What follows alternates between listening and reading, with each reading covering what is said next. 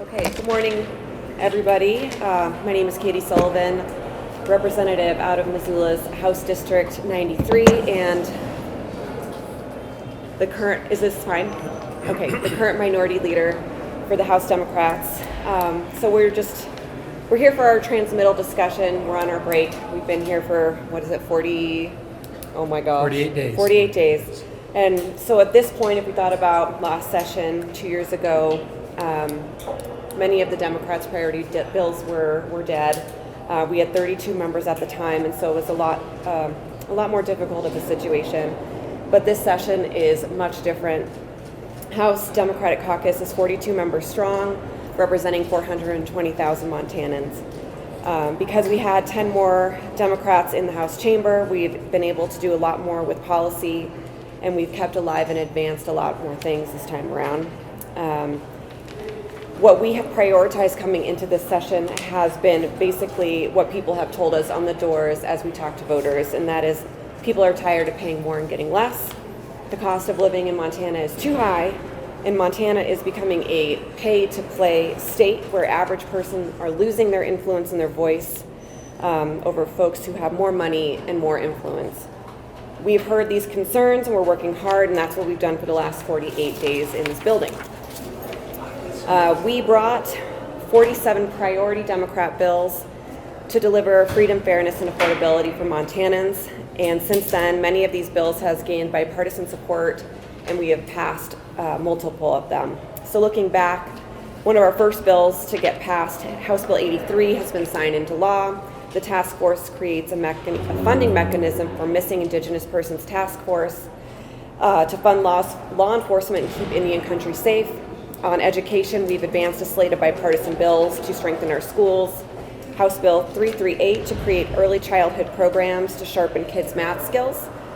House Bill 266 to help schools and students keep up with inflation also has passed the House. And we have killed the GOP's school privatization scheme, which was House Bill 320.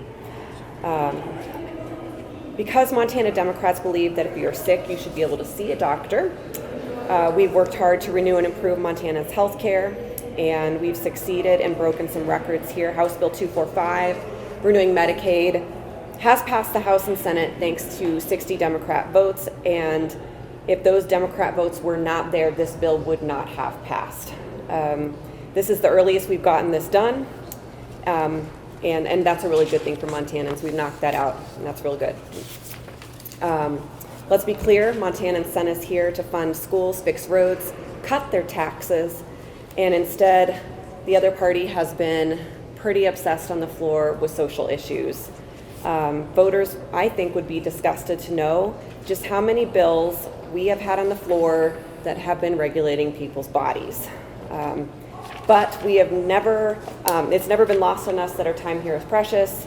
We only have 90 days, we're halfway done, and we're just going to continue drilling down on affordability and taxes for people. A few bills that I want to mention that have been killed that we're sad about. The right to repair bill for ag was killed, House Bill 390. A minimum wage bill to help bring up the minimum wage for workers, House Bill 484 was killed.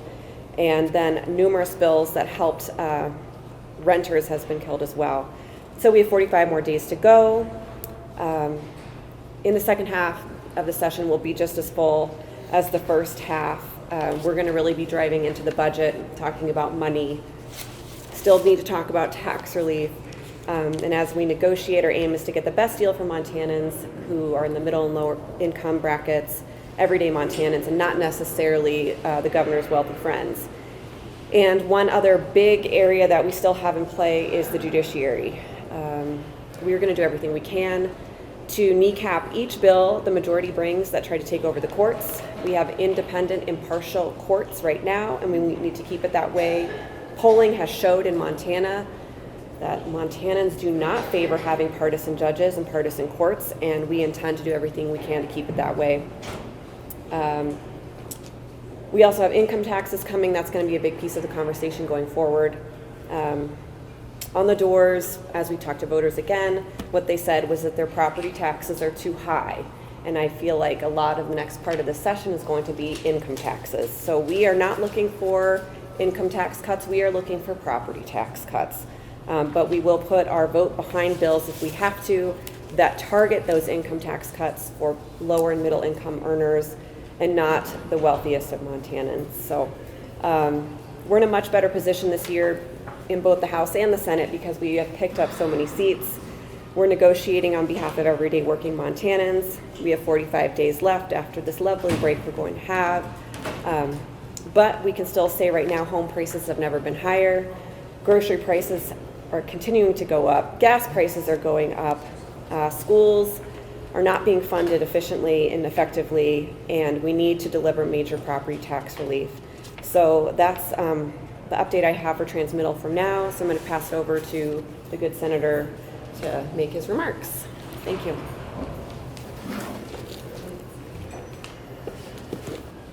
Good morning. Good news is I do not have COVID, as opposed to 2 years ago when I unknowingly exposed you all. And after being so grumpy, I went down and immediately tested positive. So, sorry. But this time, no COVID. Happy story.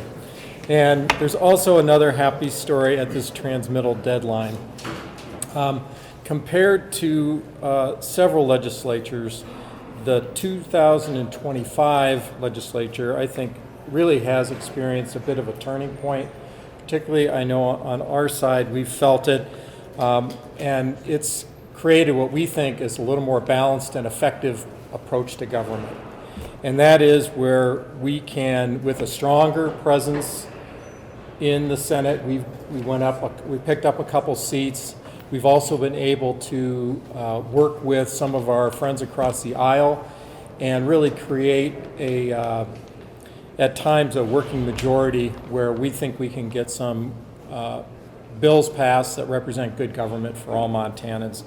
That's felt like a real shift for us on our side for sure. We started this session with a commitment to freedom, fairness, and affordability, as Katie said. And we believe so far we've been able to deliver on those goals and values. All 18 of our Democratic votes have been critical in passing a number of important bills and defeating many harmful ones.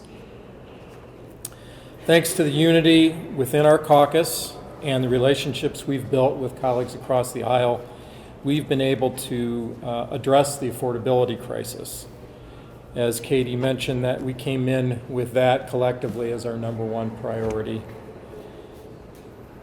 Democrats have specifically delivered property tax relief. Democrats on the House side were the first to introduce two important property tax relief bills. We have a lot of work left to do on those, but those have now passed over to the Senate side, and we're encouraged that both of our bills have cleared the House, and we think it represents a real opportunity for us to put a strong stamp on whatever the ultimate property tax relief bill is. And we're very hopeful that final solution will address, as Katie said, for sure the lower and middle income bracket of Montanans. It's also going to be a long-term solution.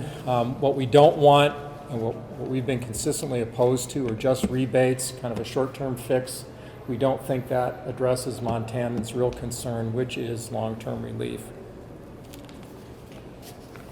Democrats are also aggressively expanding affordable housing opportunities. We've moved multiple bills on the Senate side, a couple that have been brought by Senator Fern. One was his coal trust housing, renewing that program.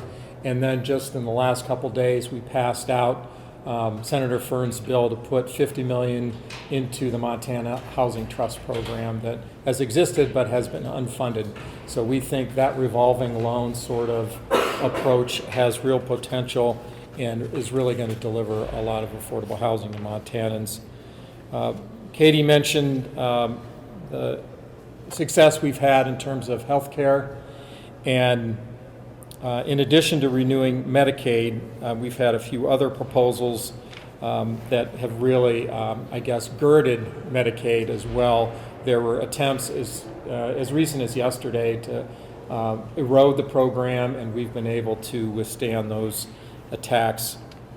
I mean, ultimately, the value of what we've delivered really before Transmittal is so important to Montanans who rely on that for health care, and it's not only helping workers, but it's also helping businesses and rural Montana healthcare, and so we think that's incredibly important.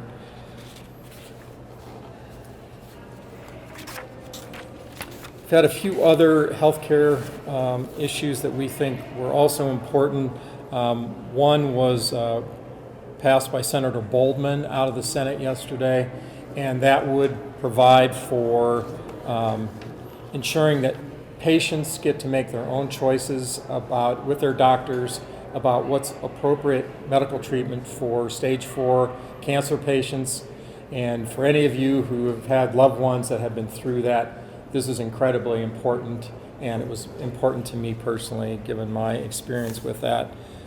We've also, another example of a medical related bill that we thought was really important was passed by Senator Newman, and that was related to ensuring that we have available EpiPens in schools, and for kids that have those kinds of allergies, obviously, and the parents of those kids, that's really a valuable addition. That's a quick summary, and happy to answer questions. Also, are we going now to Shane or Mary? I'm just here to answer. Okay, yeah. Questions. Shane has a couple comments he'd like to make. All right. Well, good morning, everybody. I don't know about you guys, but I'm definitely ready for a break. And when Pat said he didn't have COVID, the word that came to my mind was yet. So, so we'll knock on wood and hope that doesn't happen. Although I guess we're all worried about bird flu now. So, as Pat mentioned, Democrats have demanded fairness this session, and I think it's something we've always demanded. And I believe our Democrats are ensuring Montana children have free, quality public education. Senate Democrats sponsored and passed Senate Bill 258 by Senator Smith to remove the cap on school inflation adjustments and ensuring Montana schools keep up with the rising costs and provide good, safe schools for the next generation of Montanans. The Senate Democrats also sponsored and passed the Advanced Opportunities Bill, which invests in education that strengthens Montana workforce and provides young Montanans with pathways to success. Improving Indian education for all and renewing the Montana Indian Child Welfare Act has been something that we've focused on. These bills will help provide our children a support in connection to the culture that they deserve. We're facilitating a long-awaited landslide vote in support of Indigenous Peoples Day in Montana, and finally formally acknowledging the ancestral lineage of all Montanans. We're defeating dangerous anti-labor laws that would have hurt public employees and advance dangerous right-to-work policies. And we've done everything we can as Democrats to protect your freedoms in Montana. We preserve the constitutional protections guaranteed to all Montanans by both the Montana and U.S. constitutions by defeating attempts to require specific religious materials in public schools.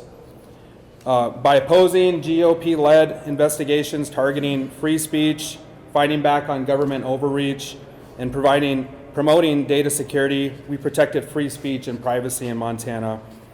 By defeating Senate Bill 146, a bill that would have benefited the wealthy developers over local communities and public lands, we preserved Montana's landscapes. We successfully blocked more than 10 bills that sought to undermine and politicize the judiciary. And as you heard, we're not done with that. I think Montanans have spoke overwhelmingly on this topic that they want impartial judiciaries that are coming in and working on cases without a predisposed perspective. On the issue of freedom, I still have great concerns for the second half of the legislative session. While I think we can accomplish many of the overall goals we set forth in this session and even improve our record, in the coming weeks, the legislature is going to face dozens of bills that are a solution in search of a problem, governmental overreach, and unconstitutional on their face. We have seen Senate Bill 141 criminalizing healthcare providers and Senate Bill 437 inserting unnecessary definitions into law, for example. And as Democrats, we will focus on the priorities of Montanans over polarized talking points and political posturing. I hope those proposing these bills use their time at home to connect with their constituents and ground themselves in the priorities of the people of Montana. By standing together, the Senate Democrats have advanced policies that really do protect freedom, fairness, and affordability, and ensuring that Montana remains a place where working families can thrive. Our ability to work across party lines has, as you've all seen, has really resulted in meaningful bipartisan solutions that are bringing common sense solutions back to the legislature and putting the needs of Montanans ahead of partisan politics. And so we know we still have a lot of work to do. We're just at the halfway point. But to advance more of the solutions Democrats have proposed this session, we do really know we got a lot of work to do. The good news so far is that this session proved that when we stand united and we work collaboratively together, we can deliver real solutions for our state. So thank you very much. Questions? Is there any analysis of how federal cuts might affect the state budget? Can you start on that? That's a really good question. It's a question I've been asking myself as well. So far, at least within the House, and I'll ask Mary to confirm because she's in appropriations, I have not had or heard a lot of conversation about how we will adjust based off of the federal cuts that have been coming. I have not heard very much conversation about how we would adjust if they were, for example, the Trump administration were to cut the Department of Education. And so that is not something I am hearing a lot of conversation about, and I think that is concerning, but all we can do is act off of what we know. And so I don't know if Mary would like to add anything else into that, or Senator Flowers, but Mary, do you want to? Sure. Yeah. You're going to go? Go ahead. Okay. Well, in Section B, the Subcommittee for Health and Human Services, I asked that question of the director, and he said they are monitoring it. But what I will tell you is that with all the talk about Medicaid and Medicare potentially being cut significantly, it has put the community into a tailspin. People are very afraid of losing their services. Family members are afraid of losing their services. And to that end, Democrats have two proposals. One is, and it's on the table right now, but that was to stabilize and have a proactive approach to providers in the community by putting in place a Medicaid provider rate adjustment that keeps up with inflation. And that's really important to avoid what might be coming down the pike with the federal cuts. And the second thing is, in the next half of the session, we will have a bill to create a Medicaid stabilization fund. And we'll fund it with money that was turned back during redetermination. As you all know, Medicaid was cut by tens of thousands of people, including children. And so that left a big surplus of Medicaid expansion. That would fund the Medicaid Stabilization Fund. And then back to the provider rates, I just want to say the bill that is tabled, Gianforte administration strongly opposed that bill, strongly opposed it. And the slush fund, that could have paid for 4 years of those provider rates that would have stabilized the community services and helped us with the situation that might be coming down the pike from President Trump. Yeah, I think the only thing I would add to what was already said was the federal cuts are so fluid and that it's hard to know how to react. And I think until we get a clearer picture, we won't know, for example, how the Medicaid program that we just passed might ultimately be affected. We recognize that's a possibility, and we'll just have to adjust when we get a more stable view of what's actually going to hit this state. Are there plans to try to save legislative days or do something that flexibility would need normally with the session to respond? If that hits? Typically, we'll try and save at least a couple and I think we're on tap to do that, and hopefully we won't need them. So it sounds like we'll be talking more about budget stuff the next couple of weeks. What do we expect? What from your perspective? What do you expect to see the big lynch poles of the budget conversations to be this year? I mean, tax relief, of course, income, property tax. What else? Yeah, for sure, property tax and income tax. Obviously, that has a big influence on the general fund balance, and we're concerned right now the governor's proposal for income tax reduction, which would take the top end down to 4.9. We determined, based on the work that's been done by our legislative finance folks, that would lead to structural imbalance as soon as 4 years out. So we have a lot of concerns about that, and that'll be a big part of the discussion. Beyond that, certainly we have not addressed child care needs. We think that's going to be a consideration in the budget, kind of long term, and we're hoping that a part of the surplus focuses on that. Mental health is another high priority for us. We're hoping some of that budget surplus could go towards. Katie? Mary has Mary? one more. Yeah. Something about taxes is this past election, when I was on the doors and Democrats were on the doors, I don't know what Republicans heard, but what we heard is people were really impacted by the increase in property taxes. That was number one on their minds. That the increase in property taxes is hitting families at both ends, families trying to buy a house in the beginning and no longer can afford it, and then elderly people, retired people who are just trying to keep their homes. Number one issue. Nobody said to me, I need an income tax cut. And you know what? Gianforte's proposal for the income tax cut does not make life more affordable for working families. It helps the people at the top.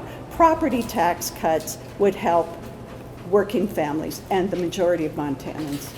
I'm just going to add one thing.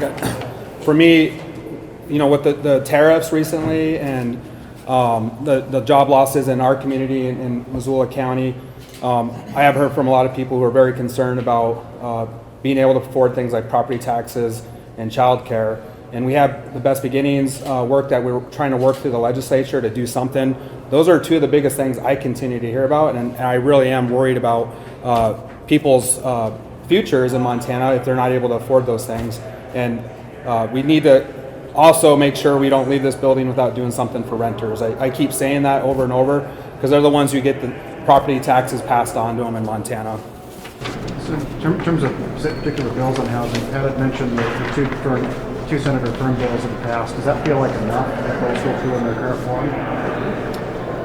I would say no, it's not enough, and I think we're going to keep working on that. I think those are two big pieces if we can get them all the way through, but I think there's certainly more work to be done.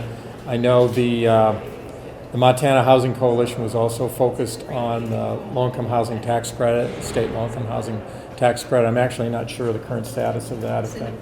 It's in a probe, so it's tabled in a probe, so it still has the opportunity to come out of there.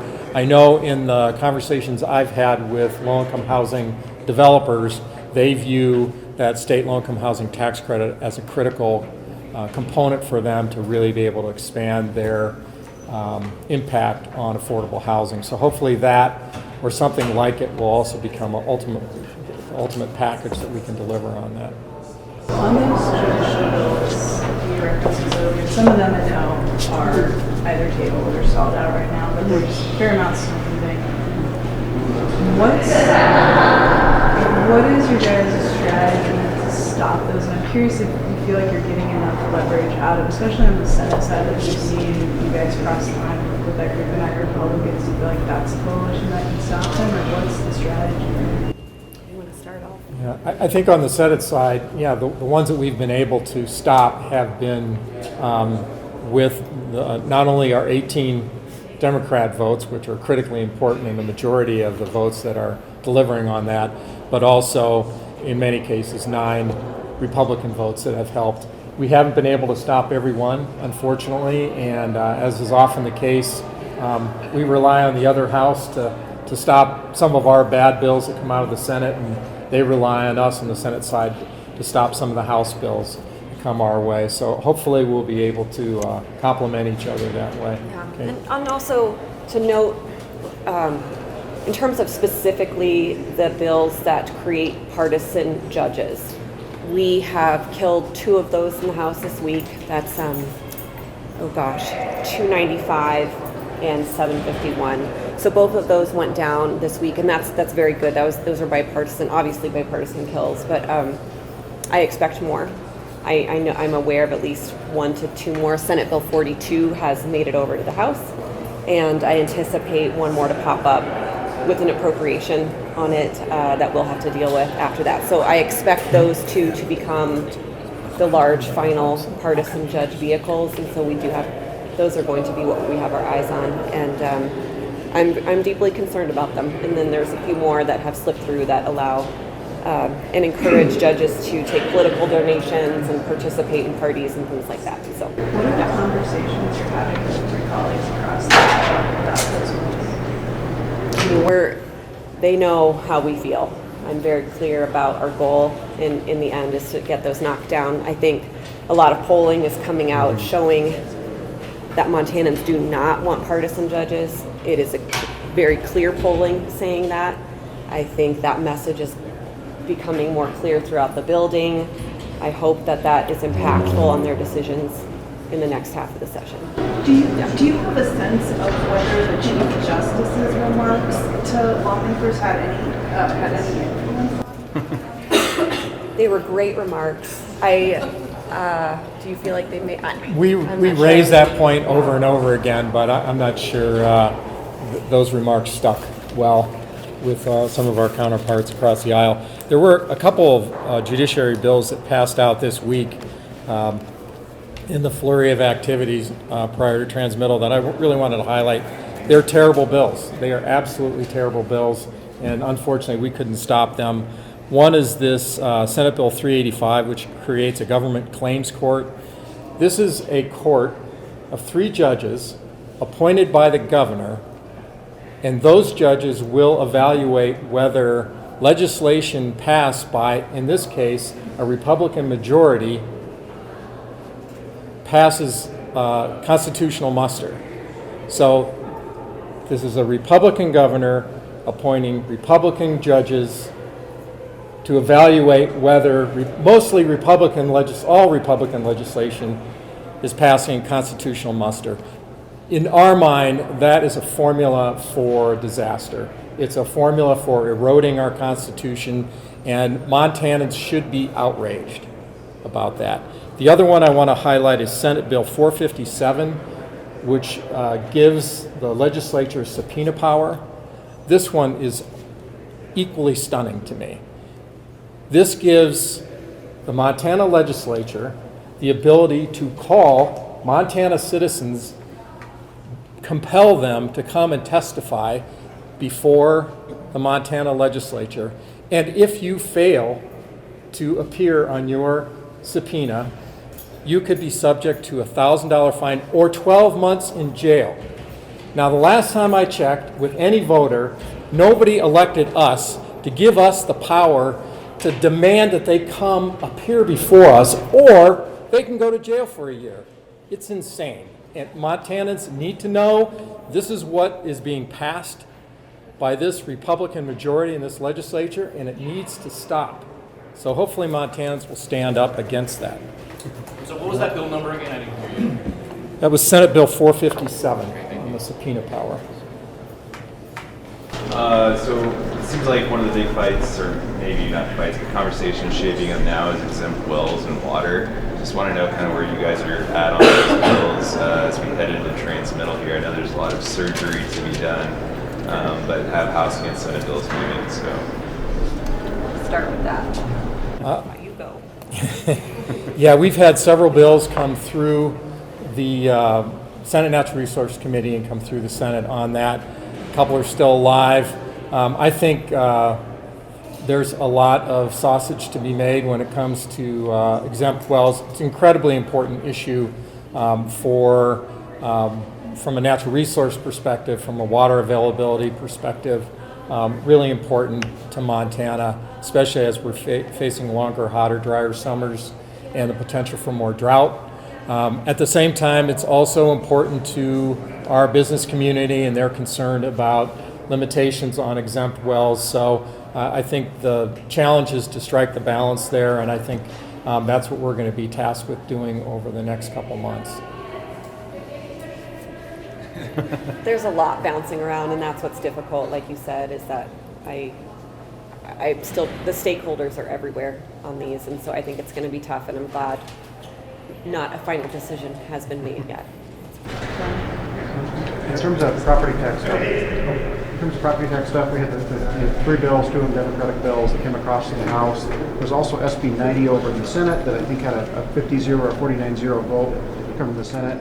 How do you see SB 90 squaring with the proposals coming away from the House? Probably for the minority leader. Yeah, thanks, Eric, for the question. I'm not sure I quite understand it, though. So we have Senate Bill 90, yeah, I'm familiar with How that. do you see that squaring with the the tax proposals that have been forwarded by House Democrats? Well, Senate Bill 90 is already out of the Senate, so it's kind of already been scored, so to speak. And I think what Senate Bill 90 does is it does provide more short-term, and it's kind of a smaller component of tax relief. So I think the average return that folks would get from that was a couple $100. It's not nothing, but it's not, I think, the substantial property tax relief we're looking for middle and lower income Montanans. I think the tax proposals that, particularly that Representative Carlin, Representative Thane have forwarded and moved through the House, I think represent real, meaningful, long-term property tax relief for lower and middle income Montanans. So we're hoping those become the kind of the leading candidates for long-term property tax relief. So basically, those measures could stack as you see it. Oh, yeah, no, you said it how I would have said it, that the combination in the end could be where there's something like Representative Thane's longer-term relief system that adjusts rates. A rebate could go on that. I don't know. Some can come together and work together and some can't. So we'll see what happens to 90 in the House. For Representative Sullivan. I was curious, we've heard a lot on the Senate side what Senator Flowers talked about, the sort of working majority on that side, and I was curious how you feel the relationship across the aisle, working across the aisle in some cases, has been on the House side. Yeah, that's a great question. So in the House, the relationship working across the aisle has been good. It's been interesting. I think what I'd want regular Montanans to know is that there's 100 members in the House, and it's a lot of people, 42 Democrats, 58 Republicans, and within those groups, there's even, spectrums of people within those. And so in the House, we are, I would say we form coalitions with whoever we need to based off of the issue, and there's nothing, there's no solid coalitions that are forming. It's very flexible, and it's been, but with 100 people, that's, I think, how it operates. It's a lot of people over there. So, but so far it's been good and interesting, and there's been a lot of bipartisan work done. I hope that answers your question. It's not so exciting as the Senate, but yeah. I had one, I'm not sure to say the question, but I think you've seen a couple bills probably that kind of looked as tie maybe the state and religion a little bit closer together. Specifically yesterday, 525. So I just was kind of curious if that's something that y'all have noticed too, or if that's concerning, or if that is just something that. Can you tell me again what bill? Specifically the school chaplains bill, but just in general, I think you've kind of seen since the church state bills. That was in the Senate. Oh, Yeah. Senate. Okay, great. Yeah, that was in the Senate side, and we also had the illustrious 10 Commandments in every classroom bill. And we were able to actually defeat that 10 Commandments. Not that I don't live by the 10 Commandments, but I don't believe they belong in every public school classroom. I think the chaplain's bill did pass. And yeah, I think it raises a question of separation of church and state. We think that's pretty foundational for our country and our state, and we hope to support that in our approach to all those bills.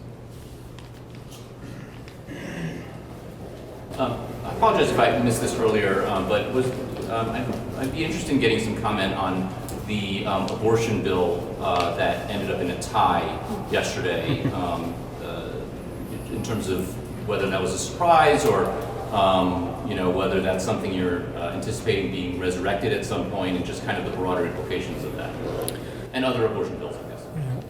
Thank you, David, for that question. I think you witnessed that debate, and it was incredibly emotional and hard debate, I think, for all of us that were in the chamber, really on both sides of the aisle. And in the end, yeah, we were able to defeat it. I thought our senators on the Democratic side who offered testimony, and in a lot of cases very personal testimony in response to that bill, I think really were influential. And I think as far as we're concerned, that was a big win for us. It's really been tough for us in the Montana Legislature for several years to defeat much of any legislation that goes after a women's right to choose. And certainly that's what that bill was all about. It was not about the Held decision. It was not about environmental quality. It was about limiting women's opportunity to make choices about their own health. And so I'm so proud of the work that all of our senators did on the Democratic side in response to that bill, and feel very proud that we were able to defeat that bill. I would just add, I think on that bill, we heard people say that, we talked about how people in Montana have spoken on this issue, and we heard legislators stand up and say, we think Montanans are wrong on the other side of the aisle, that people get stuff wrong and we need to override them. So I would say, to Montanans, pay attention. You've spoken on a lot of these issues, and people are trying to do the opposite of what you've asked for.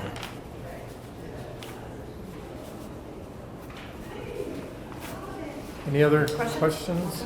Yeah, I guess I'm curious. There's a lot of stuff going on, people trying to keep up with. So many bills this week. What's something that's under our radar that we're not thinking about that you're saying, look, we did this, this is a good thing, and that you're psyched about?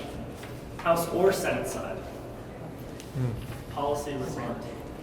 Good question. Well, I have one fun one. Yeah. Well, one fun, this is while you guys think about other things. Yesterday, Representative Cordum from Bozeman blasted and successfully passed a bill that would return rental application fees. And I think that's really, really a great bill that the average Montanan will greatly appreciate. And we even heard testimony from a Republican on the House floor as she tried to get her rental figured out for just this session. She said she spent almost $1,000 in rental application fees, and she didn't get any of that money back. And so there was a lot of support for that could be a lot of money back in people's pockets, and I think that's a nice thing that went under the radar as of yesterday and today. You guys have more? What else you got? Thanks for that, Tom. Yeah. One that may have gone under the radar was a bill that was carried by Senator Novak, Senate Bill 278, and that's what she called her Advanced Opportunities Bill. And I think that's a great bill. It's a bill that allows or creates a program where there can be a workforce in schools that work more directly with students, allowing them to get connected up with employment opportunities. And I know my sister used to work in that kind of a program in another state. It was super successful, so I was excited to see that passed here. And doulas. Yeah, I think I'm pretty pumped about the doulas bill that it went back down to Senate Finance, but we passed that, blasted it, got it passed on second, and went down to Senate Finance. But I mean, that's a huge win for women in Montana to have the support they need with doulas being covered. Yeah, great. And another one that's fun that I think people should watch, now that you asked, revising, it's under Representative Connie Kehoe's name, but Eric Matthews is carrying it, and it's sending lottery money proceeds back to education. The voters originally said lottery money should go towards education, and it got swept into the general fund, and we're going to try and put it back into there, and that'd be like $18 million a year. So I think that's a cool one that could go. Any other questions? A public access question. One thing that's been an issue a little bit throughout this session is the new legislative website and tracking hearings and tracking bills. And I'm wondering what you all might be hearing from constituents about, like, I showed up and this hearing wasn't actually happening, or it showed up, it happened earlier. And are you seeing comments that people are sending you in the portal that I understand is buried deep somewhere in I know there's a lot of frustration with the new website. I think not only externally but internally too. I'm trying to give our staff a little grace on that, and hopefully when we get through this session and by the next session, it will be humming in a way that we all expect.